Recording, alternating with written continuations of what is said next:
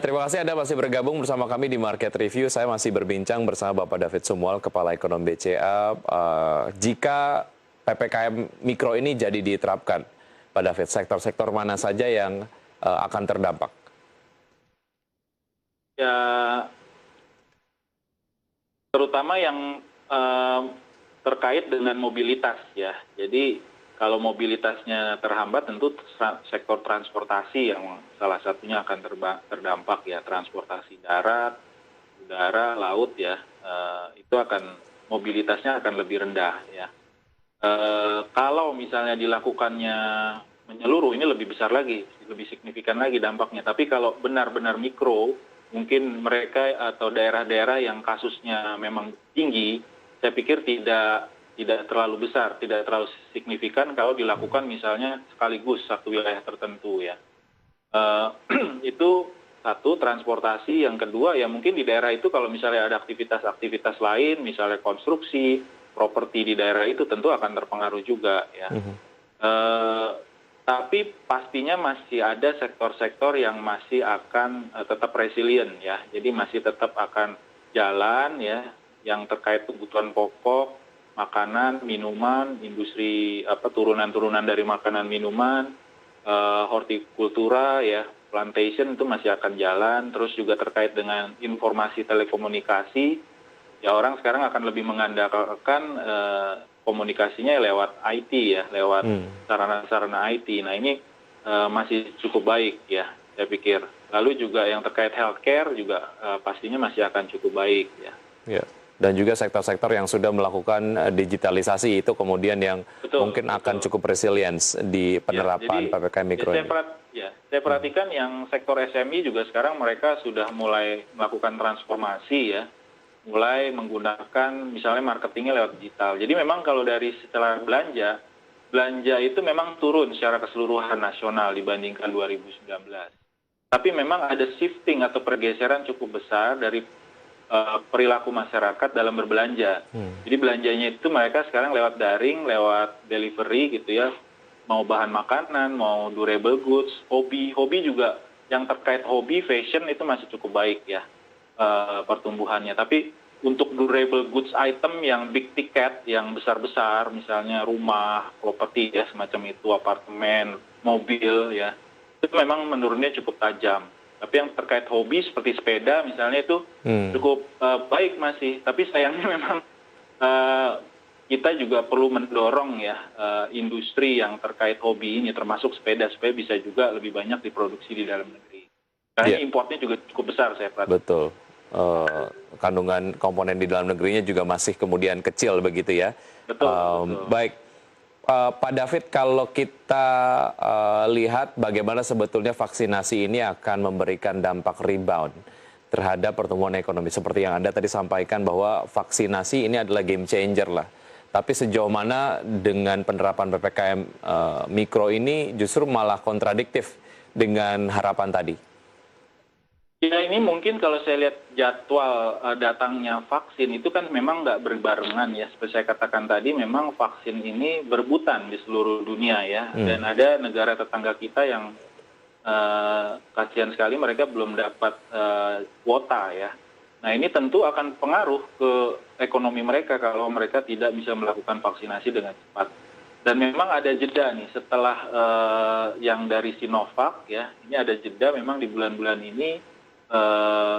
Vaksinnya belum datang semua karena produksinya ini kan massal ya, dan mungkin produksi mereka juga ini kan secara berbarengan, pusat-pusat produksi juga tersebar di seluruh dunia, ada yang di India, ada yang di China, ada yang di Eropa, di Amerika.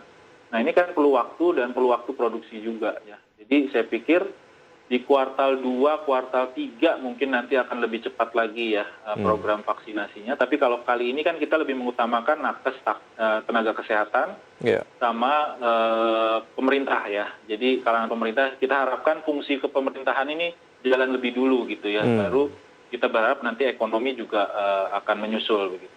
Oke. Pak David, kalau dilihat dari konsistensi dari pemerintah sendiri untuk menerapkan kebijakan-kebijakan pembatasan lah. Kita, sebagaimana kita tahu ada PSBB, kemudian ada PSBB transisi, kemudian ada PSBB lagi, sekarang ada PPKM, berikutnya ada PPKM mikro begitu. Nah ini kan sebetulnya setiap keputusan menimbulkan dinamika lah, bukan hanya terhadap dunia usaha, tapi kepada masyarakat juga. Secara psikologis, mungkin masyarakat sudah mulai cukup jengah lah dengan perubahan dari peraturan pembatasan aktivitas ini. Anda menilai seperti apa, Pak David?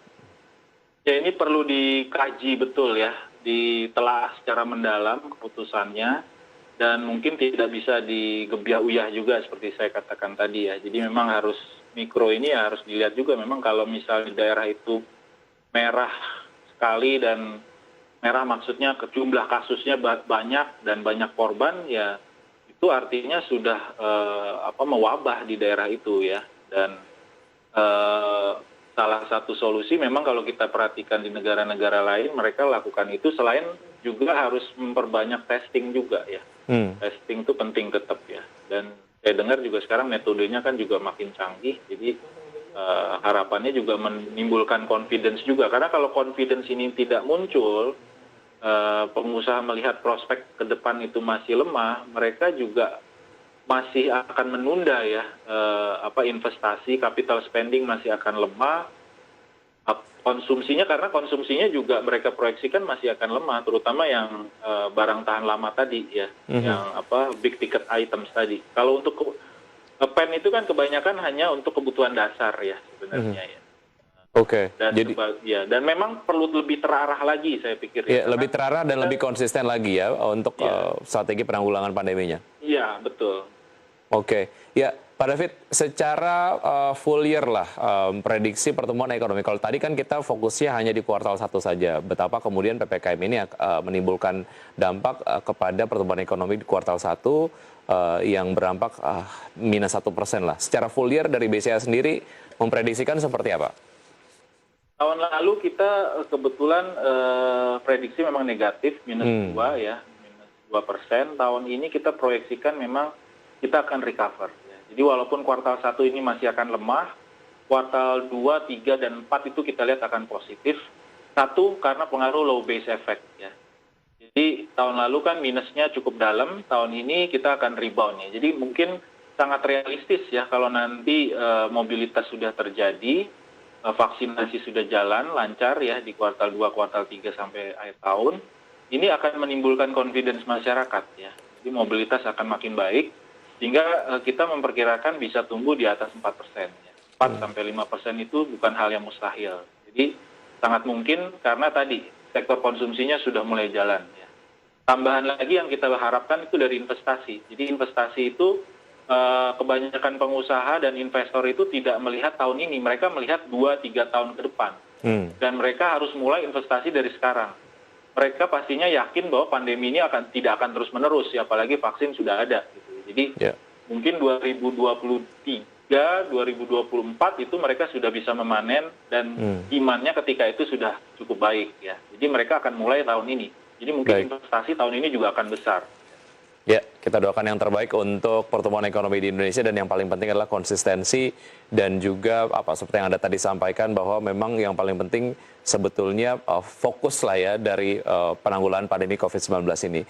Pak David, terima kasih sudah bergabung bersama kami di Market Review. Sukses selalu, sampai jumpa. Ya, sama-sama Mas Wiki. Ya. Sukses selalu. Salam sehat. Baik, dan pemirsa, tetap di Market Review saja kami akan kembali dengan topik yang kurang lebih sama, tapi kita akan mengeksplor dari sudut pandang teman-teman pengusaha. Usaha jeda berikut ini.